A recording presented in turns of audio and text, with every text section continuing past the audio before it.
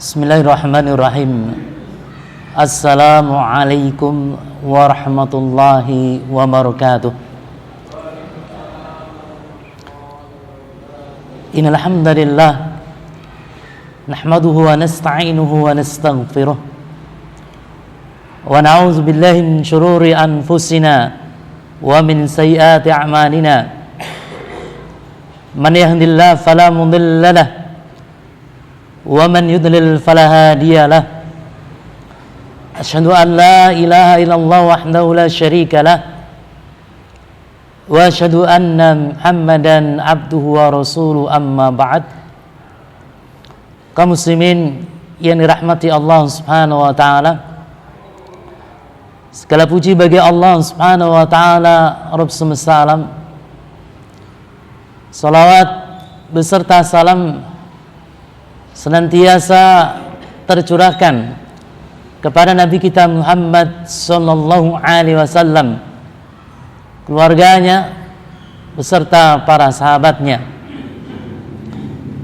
Insyaallah di kesempatan yang berbahagia kali ini kita sama-sama akan mengkaji, sama-sama akan membahas tentang kemuliaan. Kaum muslimin yang dirahmati Allah Subhanahu wa taala, Allah Subhanahu wa taala menciptakan manusia sebagai makhluk yang mulia dan sebaik-baiknya ciptaan. Di dalam kitab Tariqatul Hijratain wa Babus Sa'adatain dari Ibnul Qayyim Al-Jauziyah, beliau menyatakan bahwasanya Allah Subhanahu wa taala menciptakan makhluknya dalam beberapa kelompok.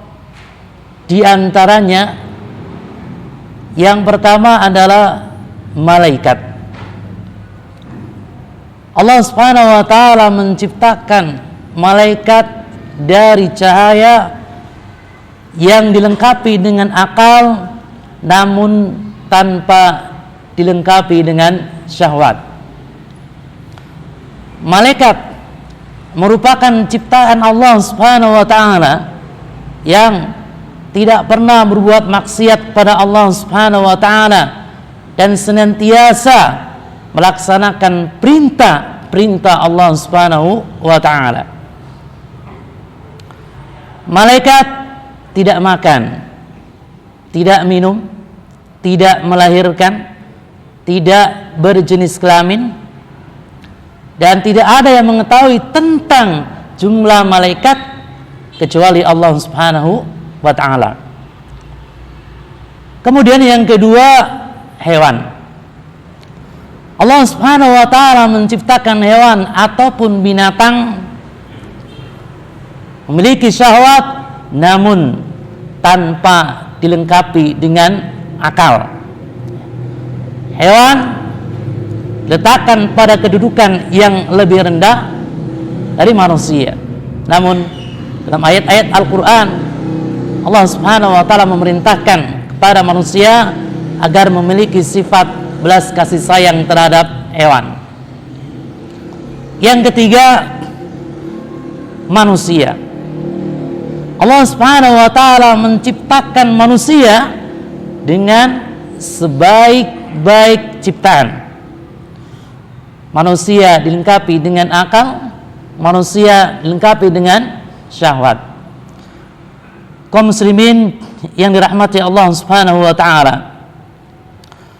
Allah Subhanahu wa ta'ala menciptakan manusia menjadi makhluk yang paling mulia. Tentunya kemuliaan manusia di sini melebihi makhluk-makhluk yang lain.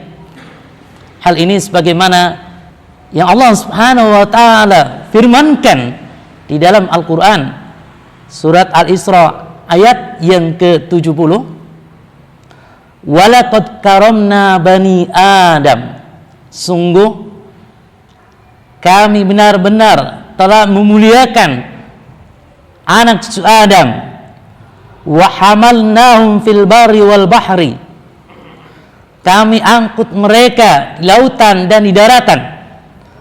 Wa razaqnahum minat thayyibat, kami berikan rizki kepada mereka yang baik-baik. Wa fadalnahum ala katsir mimman khalaqna tafdila, kami lebihkan mereka dengan kelebihan yang sempurna atas kebanyakan makhluk yang telah kami ciptakan. Al-Imam Ibnu Katsir rahimahullah ketika menafsirkan ayat ini, beliau mengatakan bahwa waqad istadalla bihadhil ayah ala afdaliyati jinsil bashari ala jinsil malaikati. Ayat ini menjadi dalil bahwa jenis manusia lebih utama dari jenis malaikat. Kaum muslimin yang dirahmati Allah Subhanahu wa taala, dalam kitab Tafsir Muyassar disebutkan bahwa walaqad karamna dzurriyyata Adam bil aqli, sungguh kami muliakan keturunan Adam dengan akal. Ya, ini suatu anugerah dari Allah Subhanahu wa taala yang sangat luar biasa sekali. Manusia dimuliakan di mana Allah anugerahkan kepada mereka akal, sehingga dengan adanya akal bisa memahami sesuatu, mengetahui sesuatu dan yang lain-lain. Wa irsalir rusuli, yang kedua, Allah Subhanahu wa taala memuliakan manusia di mana Allah utus para rasul membimbing manusia agar mereka masuk surga Allah Subhanahu wa taala dan memperingatkan manusia dari api neraka Jahannam. Wa sakharna lahum jami'a ma fil kaun, kemudian kami tundukkan alam semesta ini untuk manusia. Allah tundukkan bumi untuk manusia sehingga manusia berjalan di atas muka bumi ini, ya, tidak goyang. Mereka ketika berkendaraan, ya, tenang, tidak bergerak. Wa sakharna lahum ad-dawama fil barri was-sufuna fil bahri lihamlihim, dan kami tundukkan binatang-binatang untuk mereka di daratan. Dengan adanya binatang-binatang tersebut sebagai alat transportasi bagi manusia, dan manusia banyak mengambil manfaat dari binatang tersebut. Dan kami tundukkan kapal sehingga kapal tersebut berjalan dengan mudah di lautan untuk mengangkut barang-barang mereka.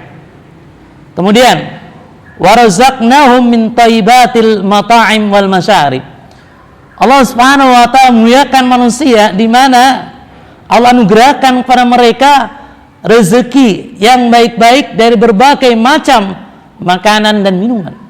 Allah berikan kepada mereka makanan-makanan pokok, adanya padi, adanya kurma, adanya gandum. Allah berikan pada mereka buah-buahan dan berbagai macam minuman. Wa fadalnahum ala katsir minal makhluk tafdilan 'azima. Kemudian Allah Subhanahu wa taala lebihkan mereka atas kebanyakan makhluk ciptaannya dengan keutamaan yang besar. Kaum muslimin yang dirahmati Allah Subhanahu wa taala, sebagaimana kita ketahui bersama bahwa manusia merupakan makhluk yang mulia di antara makhluk-makhluk yang lainnya.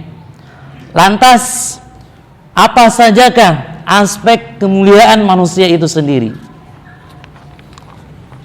Yang pertama, kaum muslimin yang dirahmati Allah Subhanahu wa taala, manusia yang pertama siapa? Adam alaihissalam. Allah Subhanahu wa taala ciptakan Adam di langit, ya, tempat yang tinggi, di hadapan para malaikat. Para malaikat adalah makhluk yang agung, makhluk yang mulia, yang mana para malaikat tidak pernah berbuat maksiat kepada Allah Subhanahu wa taala dan senantiasa melaksanakan perintah-perintah Allah. Mereka senantiasa tasbih, mereka senantiasa berzikir di sisi Allah Subhanahu wa taala. Ini menunjukkan keagungan manusia, kemuliaan manusia. Allah Subhanahu wa taala berfirman di dalam Al-Qur'an surat Shad ayat 71 sampai dengan 74. Idz qala rabbuka lil malaikati inni khaliqum basyaram min tin. Ingatlah ketika Rabbmu berfirman kepada para malaikat, sesungguhnya aku menciptakan manusia dari tanah. Fa idza sawaituhu wa nafakhtu fihi min ruhi faqa'u lahu sajidin. Maka apabila aku telah sempurnakan kejadiannya dan aku telah tiupkan roh ciptaanku, maka hendaklah kalian tersungkur sujud. Maka para malaikat semuanya sujud kecuali iblis, sombong, termasuk orang-orang kafir. Kaum muslimin yang dirahmati Allah Subhanahu wa taala. Di sini Adam alaihissalam Allah Subhanahu wa taala ciptakan di hadapan malaikat, disaksikan oleh malaikat. Ini menunjukkan bahwa Adam alaihissalam itu pula manusia termasuk makhluk yang mulia, makhluk yang agung. Kaum muslimin yang dirahmati Allah Subhanahu wa taala. Aspek kemuliaan manusia yang kedua adalah tubuh manusia dibentuk, diciptakan dengan sebaik-baiknya, dengan seindah-indahnya. Sebagaimana Allah Subhanahu wa taala berfirman di dalam Al-Qur'an surat At-Tin, laqad khalaqnal insana fi ahsani taqwim. Sungguhnya kami telah menciptakan manusia dalam bentuk yang sebaik-baiknya.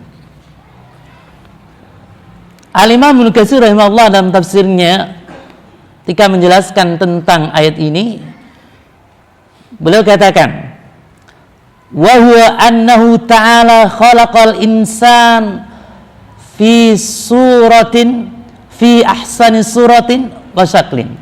Sungguhnya Allah Subhanahu wa taala menciptakan manusia dalam bentuk wujud yang terbaik, dalam bentuk wujud yang paling sempurna. Insyaallah ya. Sekarang manusia ini ganteng-ganteng. Begitu pula perempuan kalangan manusia itu cantik-cantik. Ya. Yang terganteng di hewan kalah dengan manusia kan. Seganteng-gantengnya hewan, secantik-cantiknya hewan, tidak ada apa-apanya di hadapan manusia gitu. Kemudian muntasibul qamah, artinya postur manusia itu tegak. Masya Allah ya, tegak. Coba kalau manusia diciptakan dengan merangkak, ya, ganteng merangkak gitu, jadi kurang indah dipandang gitu. Kemudian sawil a'dha hasanaha, Allah Subhanahu wa taala ciptakan manusia dengan tubuh yang sempurna, tubuh yang lengkap. Masya Allah. Allah ciptakan manusia dengan 2 mata. Bagaimana kalau dengan 1 mata? Bagaimana dengan 3 mata? Nggak indah 3 mata itu. Allah Subhanahu wa taala ciptakan manusia dengan 2 telinga.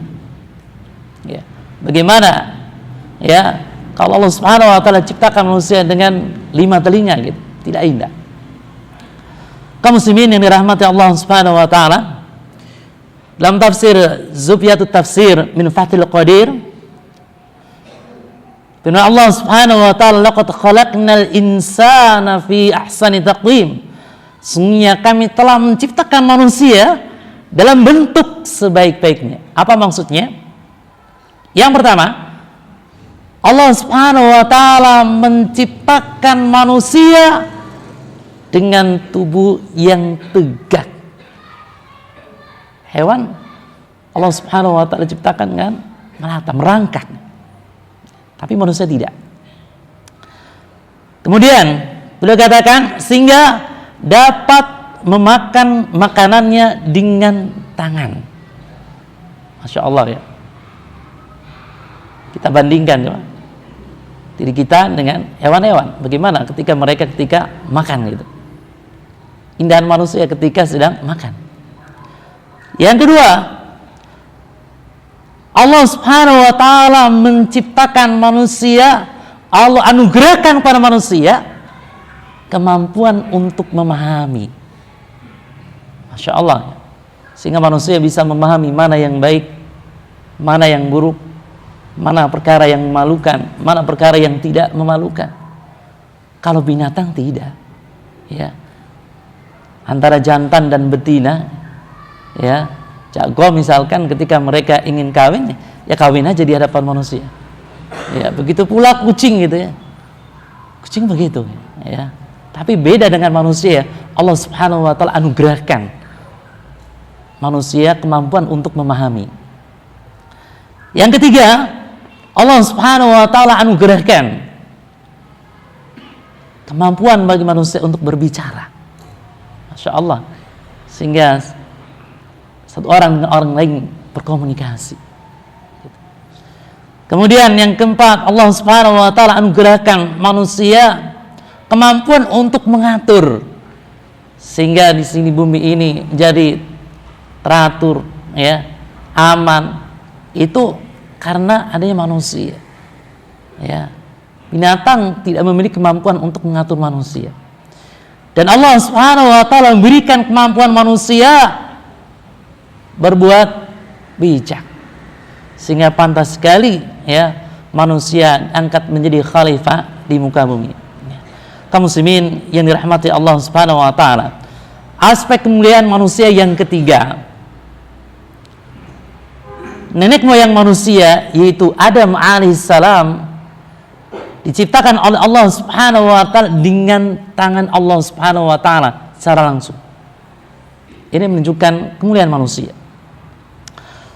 Allah Subhanahu wa taala berfirman di dalam Al-Qur'an surat Shad ayat yang ke-75, qala ya iblis ma mana'aka an tasjuda lima khalaqtu biyadayya istakbarta am kunta minal 'alin. Allah Subhanahu wa taala berfirman, wahai iblis, apakah yang menghalangi kamu sujud kepada yang telah kuciptakan dengan kedua tanganku? Apakah kamu menyombongkan diri ataukah kamu merasa termasuk orang-orang yang lebih tinggi? Kaum muslimin yang dirahmati Allah Subhanahu wa taala. Dari ayat ini secara jelas bahwa Allah Subhanahu wa taala menciptakan Adam alaihissalam dengan kedua tangan Allah Subhanahu wa taala. Tangan yang hakiki. Tangan Allah Subhanahu wa taala sesuai dengan keagungan Allah, kebesaran Allah Subhanahu wa taala, di mana tidak sama dengan tangan makhluknya. Laisa kamitslihi syai' wa huwas sami'ul basir. Tidak ada sesuatu pun yang sama dengan Allah Subhanahu wa taala. Tidak ada sesuatu pun yang serupa dengan Allah Subhanahu wa taala. Di sini siaqul kalamnya, konteks kalimatnya kalimat negatif menggunakan kata-kata nakirah. Artinya segala sesuatu itu nggak ada yang sama dengan Allah. Apa saja nggak ada yang sama. Wa huwas sami'ul basir. Allah Subhanahu wa taala Maha mendengar, Allah Subhanahu wa taala Maha melihat. Kaum muslimin yang dirahmati Allah Subhanahu wa taala, di dalam kitab Tafsir Muyassar disebutkan bahwa qala Allahu li iblisa, Allah Subhanahu wa taala berfirman kepada iblis, "Malladzi ma'naka minas sujud liman akramtuhu faqalattu biyadayya." Apa yang menghalangimu untuk bersujud kepada Adam alaihissalam yang telah aku ciptakan? yang telah aku muliakan, di mana aku ciptakan ia dengan kedua tanganku. Astakbarta ala Adam am kunta minal mutakabbirin ala rabbik. Apakah engkau menyombongkan diri terhadap Adam alaihissalam, ataukah engkau termasuk golongan orang-orang yang menyombongkan diri di hadapan Rabbmu? Wafil ayah isbatu sifatil yadaini lillahi tabaraka wa ta'ala alal wajhil laiqi bihi subhanahu wa ta'ala. Di dalam ayat ini adanya penetapan sifat dua tangan bagi Allah Subhanahu wa taala, tentunya sesuai dengan kelayakan lagi keagungan Allah Subhanahu wa taala, sesuai dengan kebesaran Allah Subhanahu wa taala. Kaum muslimin yang dirahmati Allah Subhanahu wa taala, kemudian di dalam hadis panjang, hadis terkait dengan masalah syafaat, hadis tersebut diriwayatkan oleh Imam Bukhari dan juga Imam Muslim, di mana nanti pada hari kiamat manusia berkumpul di padang mahsyar. Kemudian pada saat itu manusia dalam keadaan kesulitan, matahari sangat dekat sekali sehingga manusia mengeluarkan keringat, tergantung dosa-dosa mereka masing-masing. Ada di antara mereka yang tenggelam dengan keringatnya, ada di antara mereka yang keringatnya sampai dengan pundak, sampai dengan punggung, sampai dengan rukbatain, lutut, ada yang sampai dengan dua mata kaki. Mereka dalam keadaan kesulitan yang sangat luar biasa sekali. Kemudian mereka berusaha untuk datang kepada para nabi untuk minta syafaat agar Allah Subhanahu wa taala memutuskan mereka supaya mereka segera dihisab amal-amal perbuatan mereka. Pertama mereka datang kepada Nabi Adam alaihissalam. Mereka berkata kepada Adam, "Ya Adam, anta abul bashar, khalaqallahu biyadihi wa nafakha fika min ruhillah wa amaral malaika fasajadu laka wa askanaka al-jannah ala tashfa'u lana." Wahai Adam, engkau adalah nenek moyang manusia. Allah Subhanahu wa taala menciptakan engkau dengan tangannya. Allah Subhanahu wa taala meniupkan roh ciptaan Allah Subhanahu wa taala kepada engkau. Kemudian Allah memerintahkan para malaikat agar kepada engkau, dan Allah Subhanahu wa taala memasukkan engkau ke dalam surga. Oleh karena itu, berilah syafaat untuk kami. Kaum muslimin yang dirahmati Allah Subhanahu wa taala, selanjutnya yang kelima, sisi kemuliaan manusia adalah Allah Subhanahu wa taala membekali Adam alaihissalam dengan dasar-dasar ilmu, yaitu ilmu-ilmu tentang seluruh makhluk. Ini sisi kemuliaan Adam alaihissalam, sisi kemuliaan manusia dibandingkan dengan makhluk-makhluk yang lainnya. Allah Subhanahu wa taala berfirman di dalam Al-Qur'an surat Al-Baqarah ayat yang ke-31, wa 'allama Adamal asma'a kullaha. Allah Subhanahu wa taala mengajarkan kepada Adam seluruh nama-nama. Apa yang dimaksud dengan nama-nama di sini? Para mufassir mengatakan, di antaranya Ad-Dhahhak meriwayatkan dari Ibnu Abbas tentang maksud dari al-asma, maksud dari nama-nama. Wa 'allama Adamal asma'a kullaha qala hiya hadhil asma' allati yata'arafu bihan nasu.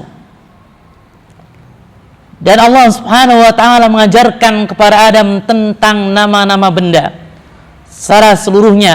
Apa maksudnya?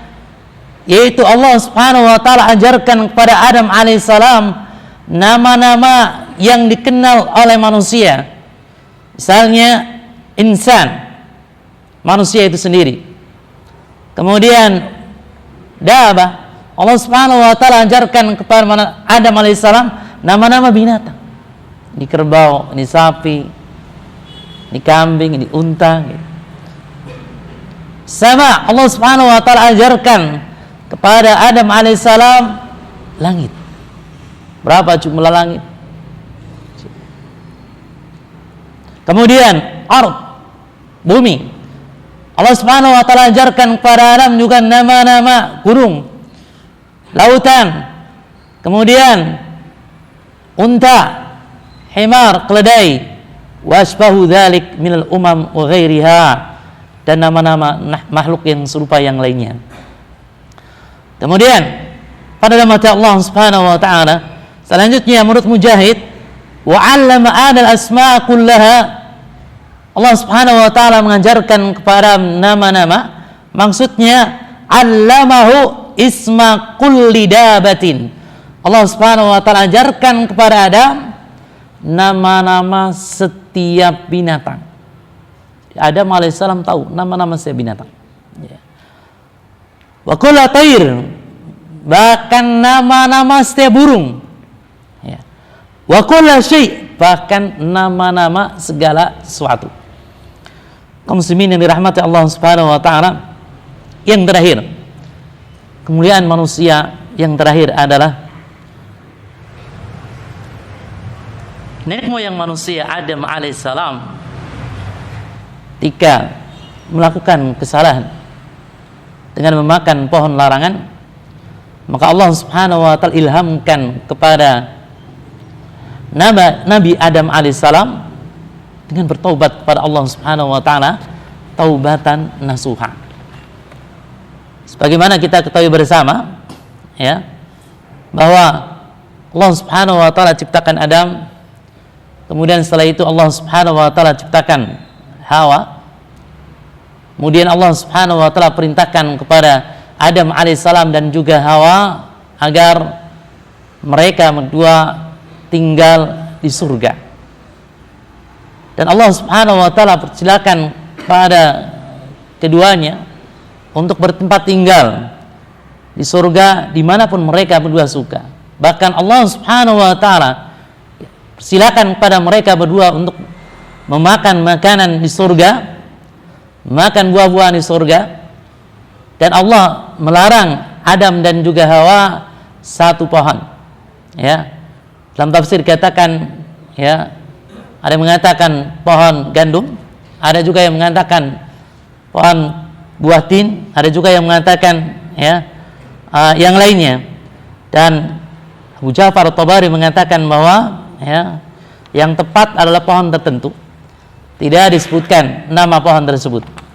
Nah, Adam alaihissalam dan juga Hawa ini tergelincir dalam perbuatan maksiat ya.